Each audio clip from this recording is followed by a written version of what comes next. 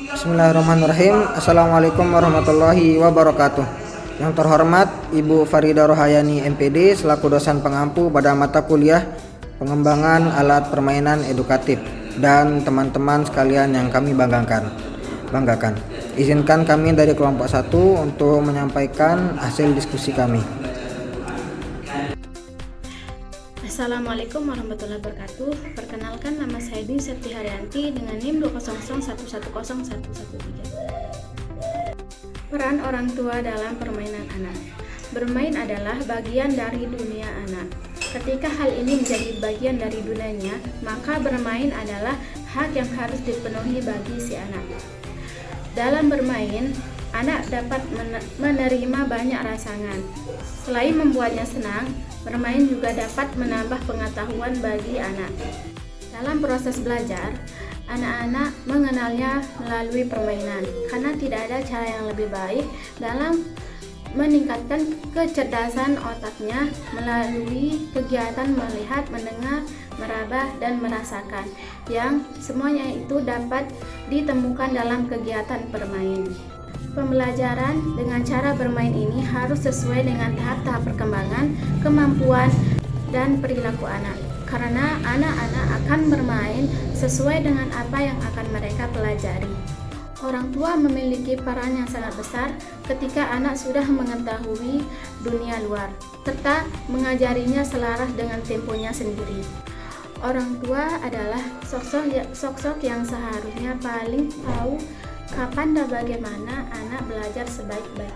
Saya Intan Rizky Permatasari dengan NIM 20011011114 akan melanjutkan penjelasan dari teman saya, yaitu dalam proses perkembangan anak berperan orang tua antara lain yaitu pertama mendampingi sebagian orang tua bekerja dan pulang ke rumah dalam keadaan yang lelah. Bahkan ada juga orang tua yang menghabiskan sebagian besar waktunya untuk bekerja, sehingga hanya memiliki sedikit waktu bertemu dan berkumpul dengan keluarga dan anak. Meskipun dengan waktu yang sedikit, namun orang tua bisa memberikan perhatian yang berkualitas dengan fokus menemani anak, seperti mendengarkan cerita, bercanda, atau bersenda gurau. Lalu menyediakan fasilitas dan media bermain yang lengkap dan tidak menjamin anak merasa senang. Anak merupakan makhluk sosial yang memiliki kebutuhan sosial, yaitu berinteraksi dengan orang lain, mendapatkan perhatian serta kehangatan dari orang-orang yang ada di sekitar. Yang kedua, menjalin komunikasi menjadi hal yang penting dalam hubungan orang tua dan anak, karena komunikasi merupakan jembatan yang menghubungkan keinginan dan harapan dan respon masing-masing pihak. Melalui komunikasi, orang tua dapat menyampaikan harapan, masukan, dan dukungan pada anak. Begitu pula sebaliknya, anak dapat bercerita dan menyampaikan pendapatnya. Lalu komunikasi yang diwarnai dengan keterbukaan, tujuan yang baik dapat membuat suasana yang hangat dan nyaman dalam kehidupan berkeluarga. Selanjutnya yang ketiga, yakni memberikan kesempatan, yang dimana kita sebagai pendidik ataupun orang tua memberi kesempatan kepada peserta didik atau anak-anak kita untuk mencoba hal-hal yang baru yang mereka inginkan.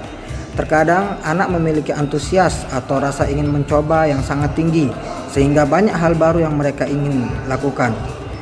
Kemudian selanjutnya yang keempat, yakni mengawasi, yang dimana setelah kita memberikan kesempatan kepada anak-anak atau peserta didik kita sebagai orang tua atau pendidik bertugas untuk mengawasi segala hal yang dilakukan oleh anak kita atau peserta didik kita, yang dimana jika terdapat kesalahan kita bisa memperbaikinya dengan menegurnya, dimana teguran yang kita berikan setidaknya harus bersifat positif atau yang bersifat membangun.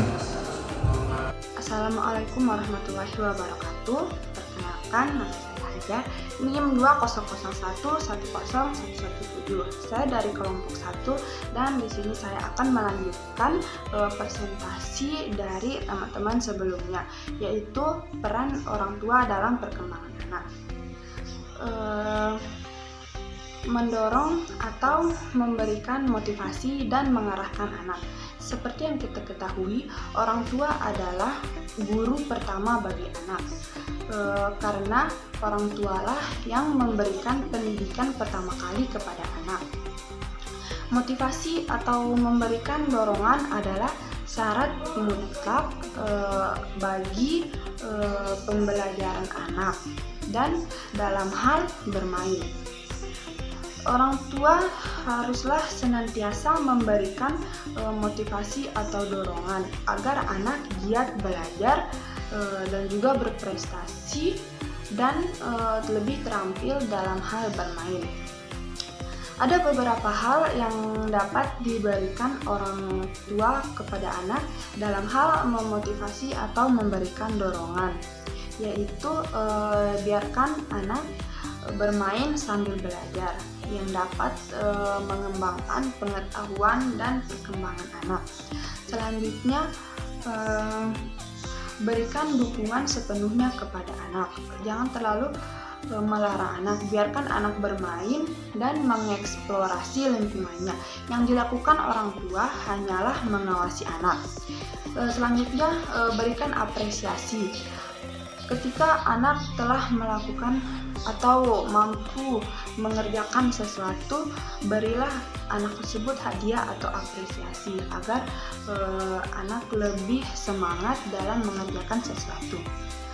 Yang selanjutnya yaitu mengarahkan anak. Sebagai orang tua, memberikan arahan atau mengarahkan anak sangatlah penting. Peran guru dalam permainan anak. Peran guru dalam permainan anak itu sangatlah penting sekali untuk anak usia dini, karena di mana guru itu harus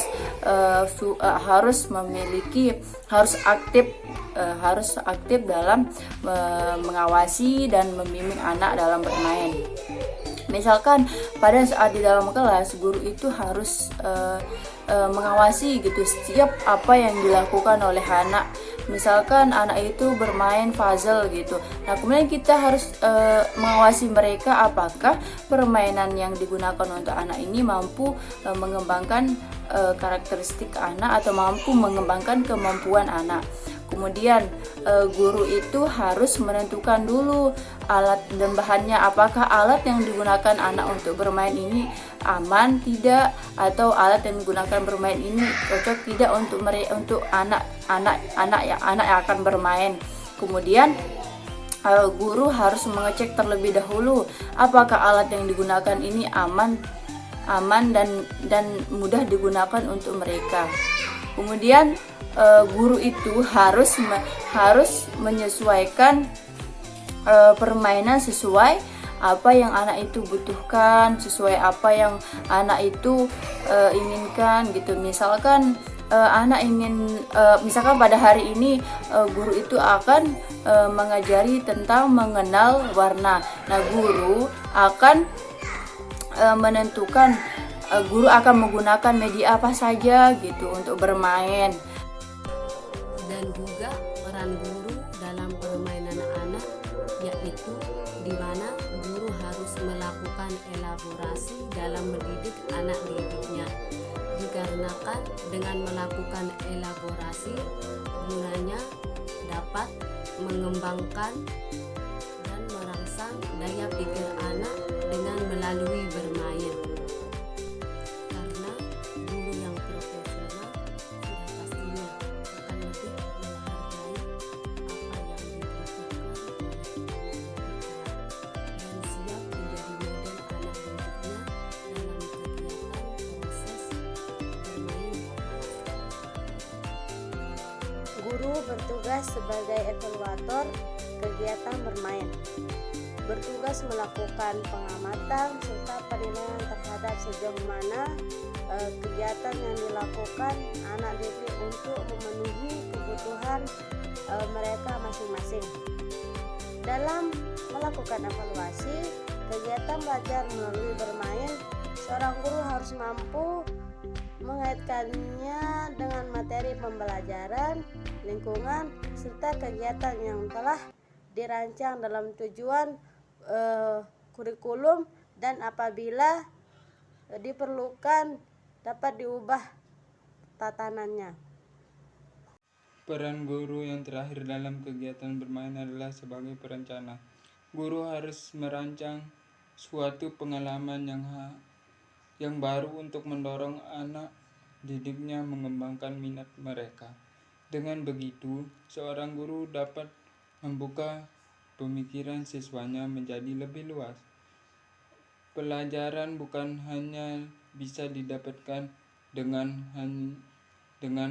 membaca buku, tetapi belajar juga bisa didapatkan melalui belajar dengan seseorang. Saat mengajar, seorang guru harus mampu menciptakan suasana yang menyenangkan, karena dengan suasana pembelajaran yang menyenangkan akan mampu membuat siswa menjadi gembira dan bersemangat, serta pembelajaran juga lebih efektif. Baiklah, mungkin itu saja yang dapat kami sampaikan. Kami dari kelompok 1 undur diri. Kurang dan lebihnya kami mohon maaf. Wassalamualaikum warahmatullahi wabarakatuh.